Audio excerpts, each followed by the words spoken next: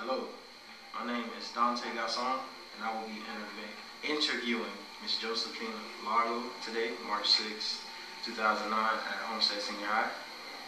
Hello. Nice to meet you.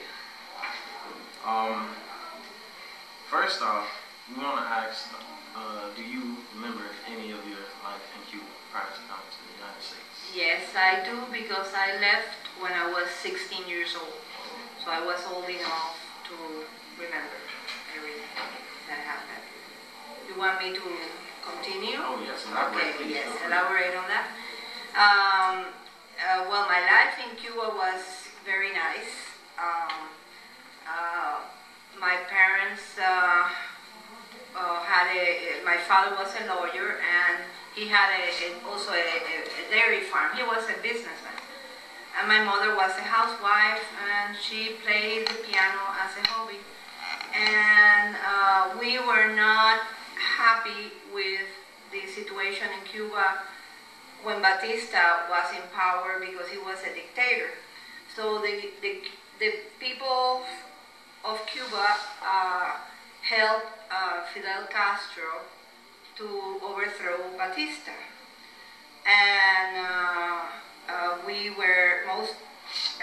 most of the people were with the revolution at the beginning, but then there were a lot of things starting to happen, like people that were in the army with Batista were getting shot without being judged or anything. There were a lot of injustice happening. The revolution was supposed to have elections, and it was supposed to be a democracy, but it never happened. He was promising. So Fidel Castro betrayed the Cuban people. And when this situation started, like, we didn't have any liberty. So my parents started worrying about what was going to happen to me, because there were rumors that the children were going to be sent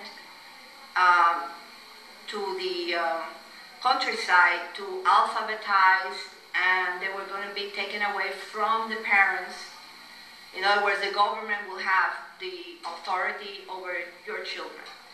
So and some of them would be sent to Russia for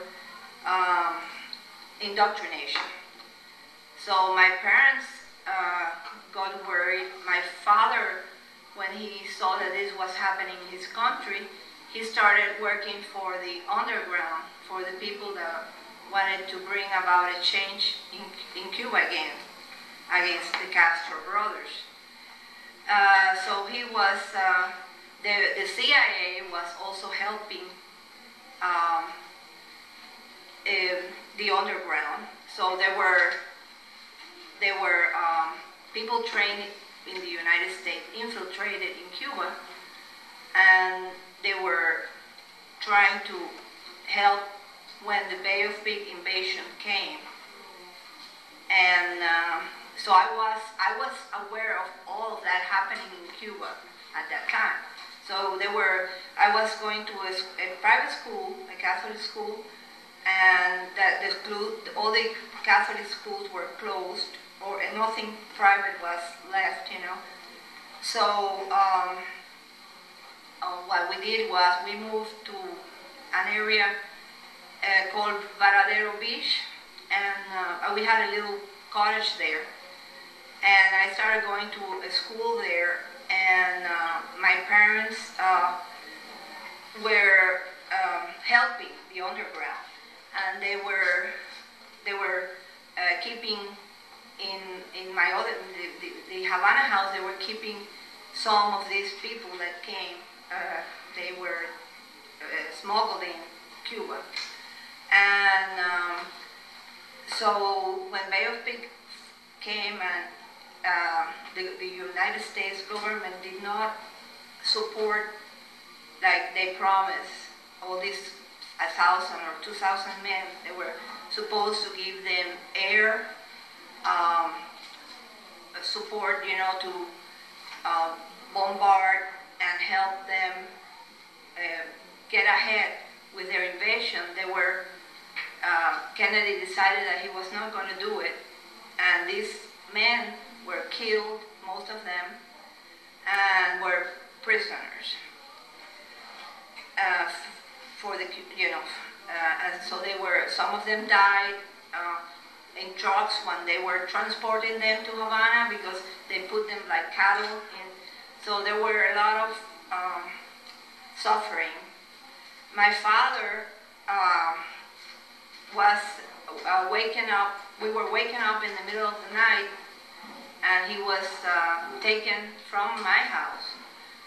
And they took the car. They didn't know where they were taking him, because they knew that he was against the revolution. And so the next morning, my mother and I had to go in bicycles to find where my father was, to the different police stations. And they had put him in a chicken farm. They had taken the chickens out, and they had put all the prisoners. These were people that they knew that were against the government, and they were fumigated for lice, like animals. After the invasion was a failure, then my father was let go. They let him go. We were living in kind of a terror situation, because we knew that any moment they could take my father, and I would never see him again, or they would, they would kill him or shot him without being judged or anything. So they decided that I was not going to have a good life in Cuba, that I was to go to the United States. And then there was this priest, Father Walsh, in Miami, and he knew of the situation in Cuba from some teachers that had American high schools there, and the American government, the CIA, with Father Walsh, they started giving visas through the American embassy, so these children could come to the United States. So they first started coming, and they were going to relatives that had already left, or they were getting scholarships in schools. But as the situation got worse, there were more children that the parents wanted them to come. So then the Catholic Church and other businesses, and they gave the money to find places to put these children that were coming without their parents. And so I don't know if you want me to, or do you have any more questions? Do you want me to Continue. Do you want me to continue? Well, wait, I have a question. As a child, at the age of 16, having to leave your home where your parents and your family is, what did that do to you mentally? Well, it was sad, because I was an only child, so I didn't know. I was very protected by my parents, so I thought, I couldn't live there in Havana because I didn't like for the government to tell me what to do. I appreciated my freedom, and I was losing my freedom. And my parents were going to be in jail because they were against the government. So I said, well, I just obey what my parents decided for me. So when it was hard because when finally they gave me the visa, it was hard because they at the airport they would keep you for long hours. It was not like a short trip, they would keep you, and they were